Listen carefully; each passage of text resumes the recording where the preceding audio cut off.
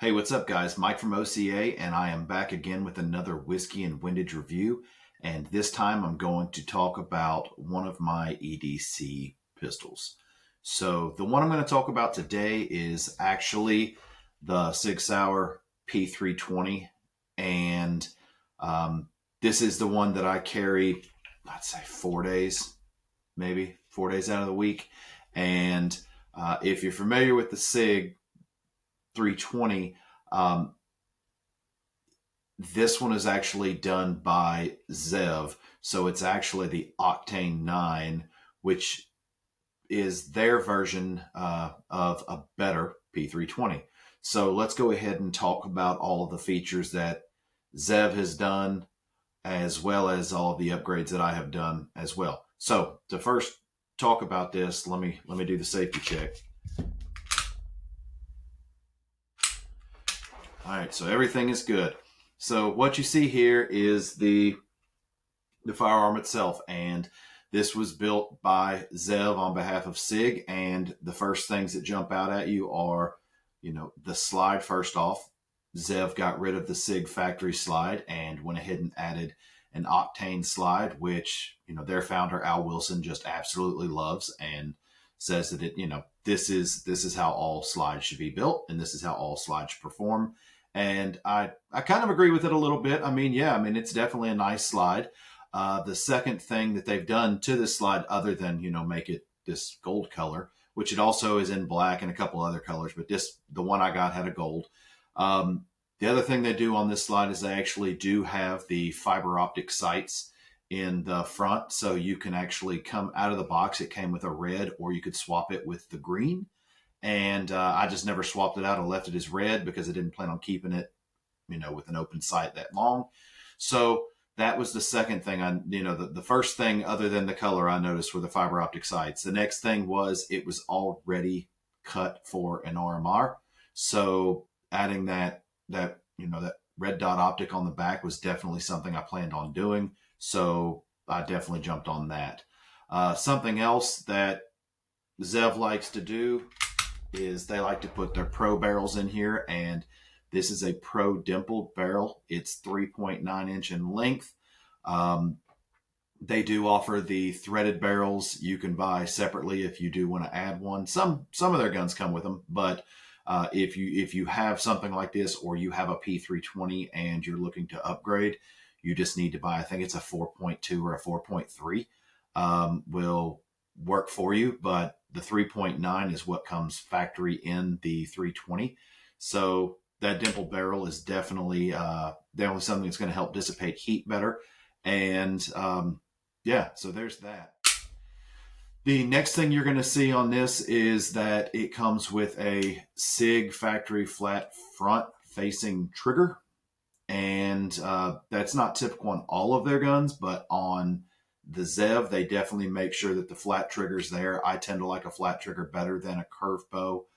It's just easier for, contact with me, and something that, I've just adapted to. I definitely like a flat facing trigger more. Another thing that they have done with this is, one other thing I've done is the first thing I did when I bought the pistol was I traded out the factory Sig grip module and went ahead and put a Wilson Combat grip module on there. So as you can see, the Starburst, that's pretty much a Wilson Combat calling card. But I do have the grip module on here. I do like it. I'm eventually gonna throw an Icarus on there, which will be an all aluminum, but I don't know. I say I'm eventually. I don't know. I'm debating it. I don't know if I want to, do an inside the waistband with all aluminum. I think the plastic's just going to be probably, I don't know. I could go either way. I'll have to get one and play with it and get back with you guys on that. But I definitely love the contour, the grip angle of the Wilson Combat. I also like the texture. The Starburst doesn't really get me, but I do like the texture pattern, and then I do like the more coarse pattern in the back. It does have the undercut in it, so that's a plus.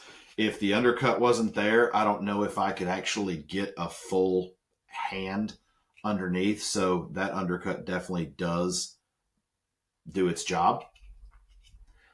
Something else that I've done on this, obviously you can tell, is I've got a stream light. I've got a TLR7, so that is the weapon light I went with on this, which will be a compact. I like how the button is just easy on, easy off. It's very bright, and something I will go ahead and mention to you is that Streamlight has them specific for guns, and then they also have their version of universal. The first one I got from Streamlight was made specifically for the Sig. When I put it on the Wilson Combat Grip Module, it did not want to fit right, and you could tighten it down as much as you wanted, and it kind of came loose. So I kept that, said I'll throw it on something else, and went ahead and bought the universal so I could pick the right rail combination that would lock up real good in this. Last thing on here that I have done, of course, is the Trijicon SRO. I personally love the SRO. Really big sight window, great sight picture, and it's a 2.5 MOA dot. So I wanted the small dot, but it definitely is easy target acquisition. I've got it bright now just so we can pick it up on the camera. So when I turn this around, you're like, oh God, that's super bright. But it's just so you guys can see it. And as you can see, when I start getting into things that aren't reflective, like right there, well, that's bright. But if there we go. So that's not too bright right there. But I definitely love the great sight picture that this provides, and it's just super easy. It's super easy for target acquisition. Something I do plan on adding to this is I'm going to add the suppressor height sight so I can get the absolute co-witness on that. Definitely do want that in the event I ever run out of battery, or the weapon optic ever malfunctions. This thing, as far as it sits, I mean, it's, I carried appendage and it sits very flat. It's a very thin firearm, so I definitely love that. And it's very compact. It's something easy that you can carry, you can tuck away.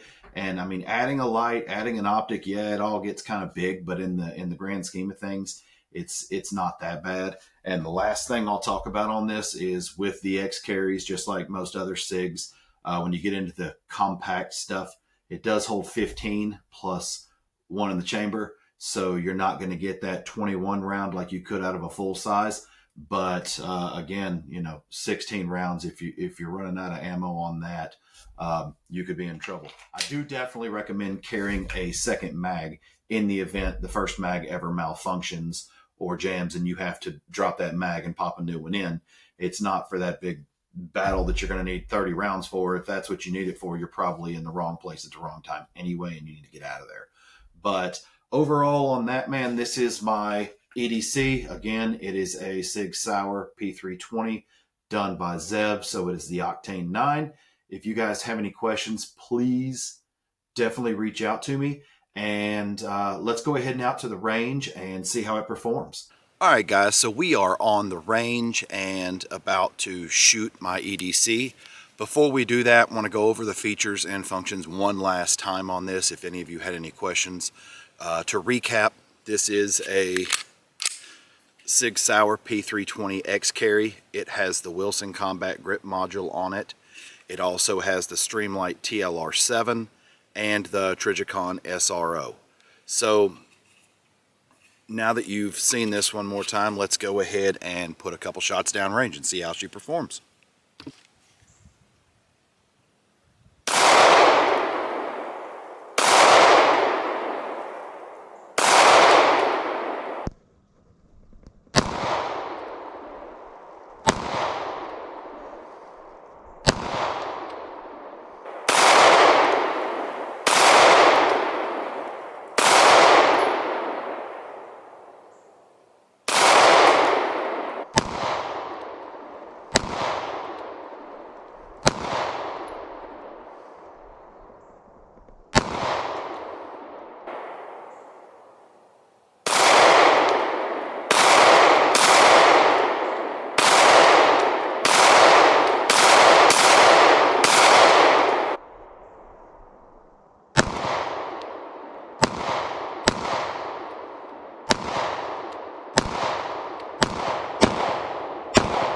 Okay guys, so now that you have heard all about my EDC as well as seen my EDC, if you guys have any questions, please leave them in the comments below, and I look forward to answering those. Also, if you need anything that you have seen on this video, I definitely carry everything on my site, and you can check that out with my shameless plug, OCATN.com. And on behalf of the Whiskey and Windage family, I'm Mike from OCA, and we'll catch you guys next time. Thanks for watching.